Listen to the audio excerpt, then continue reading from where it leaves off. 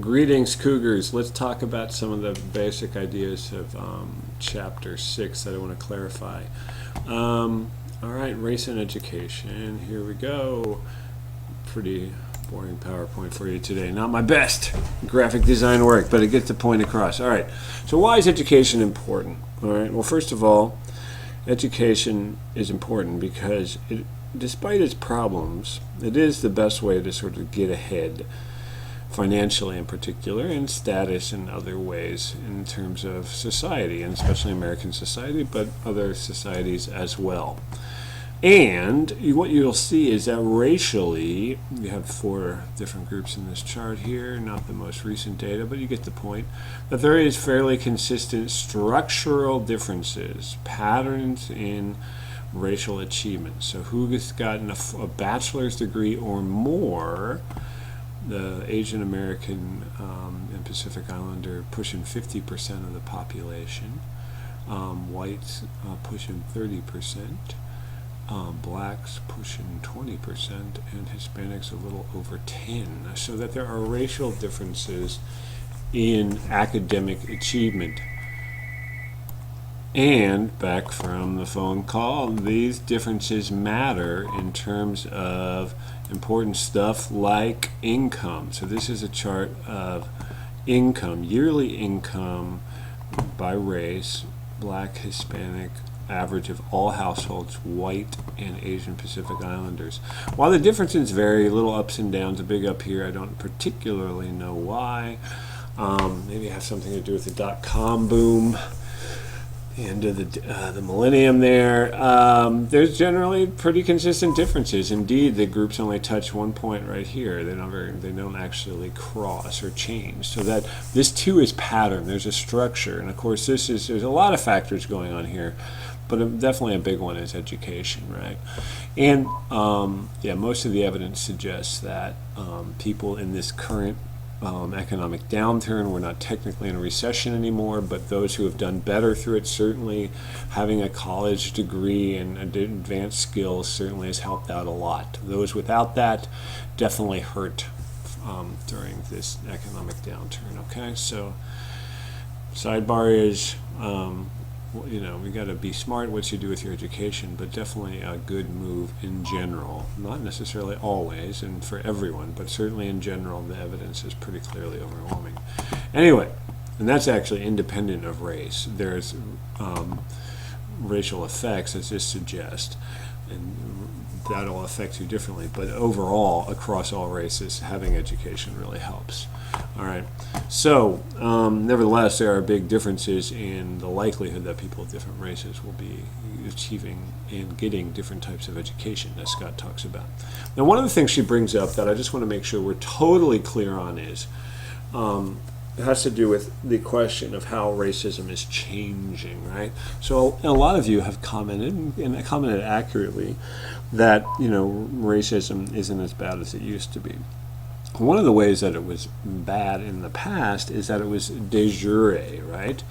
That means by law. So that, for example, prior to a lot of civil rights legislation in the 60s, there was legal segregation and legal restrictions on voting and all sorts of practices that discouraged racial minorities to vote and stuff, and that was okay legally, and sometimes actually prescribed legally. It was laid out legally. Now, most of that, the major accomplishments of the civil rights movements, was become illegal with Civil Rights Act in '64, the Voting Rights Act in '65, and some later civil rights legislation in the later part, which had to do with housing and redlining and stuff that I'm blanking on the name of right now. Now we still, it's not that we've gotten rid of segregation or discrimination. Now it's more de facto, in reality or in fact, even as it's not legally protected, right? So that our freedom to live where we want, and economic freedom to purchase the houses we can afford, often leads to residential housing segregation to a large degree for a lot of different reasons. Part of that is, the fancy term would be social homophily, so that people socially like people who are similar, similar, phily meaning like or love, homophily, right? We also may have, in education, we've talked about, and we've seen a video about last week, we talked about stereotype threat. So how could, in the educational context, could differences by race be perpetuated if they're not legally laid out? In fact, there's lots of reasons. Social psychologically, people are very preoccupied with the idea of being labeled as stereotypes, so that actually may limit their performance, right? And Claude Steele talked about that on the quiz question that he talked about.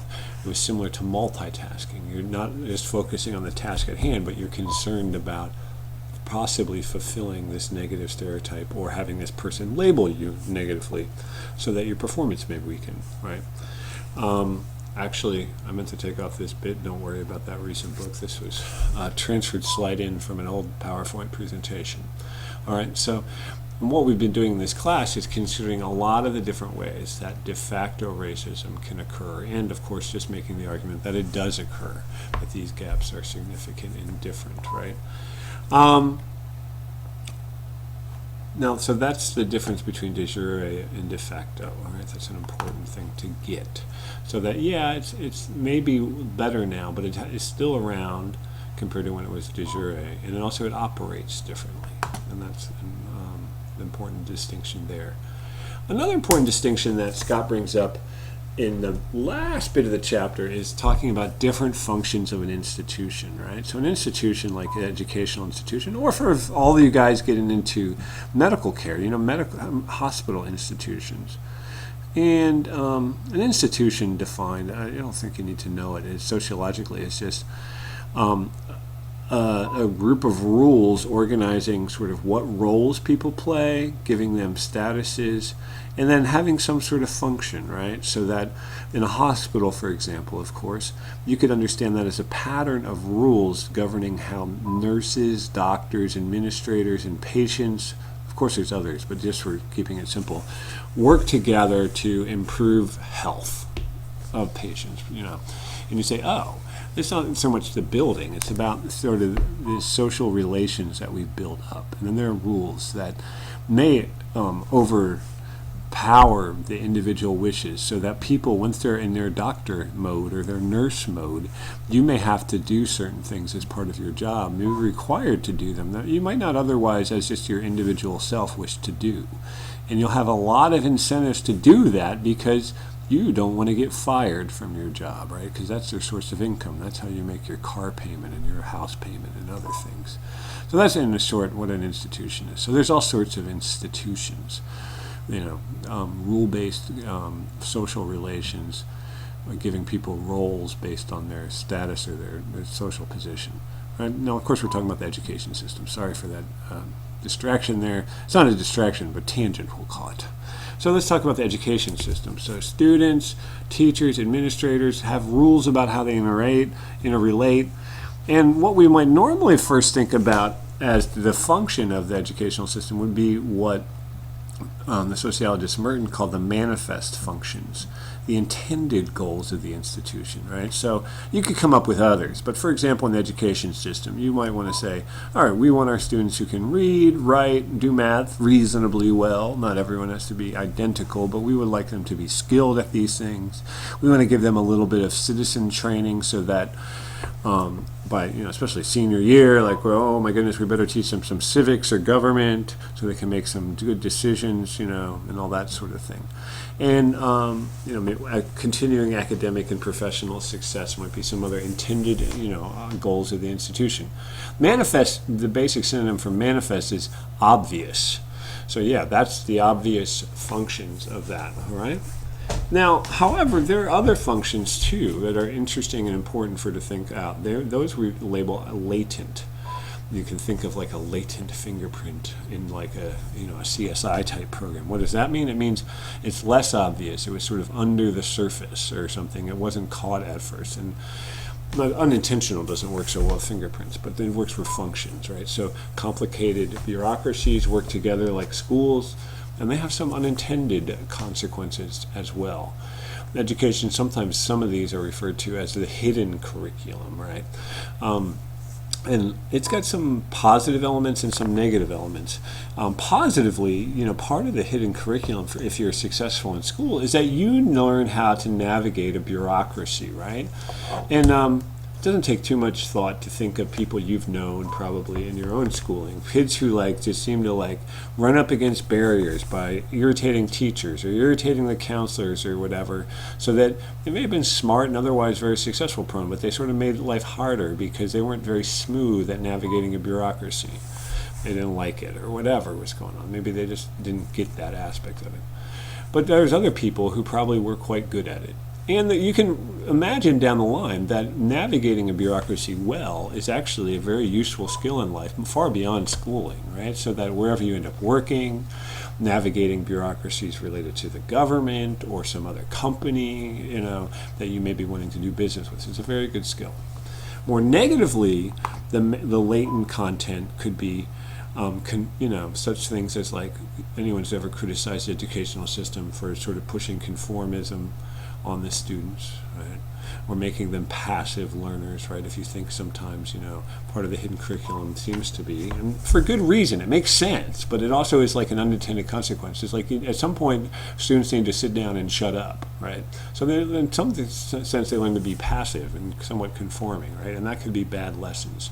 And they could also be learned to be disinterested. Like if they're just turning in work for credit just to go promote it on, they could be quite intellectual stimulation, just maybe outside of the equation.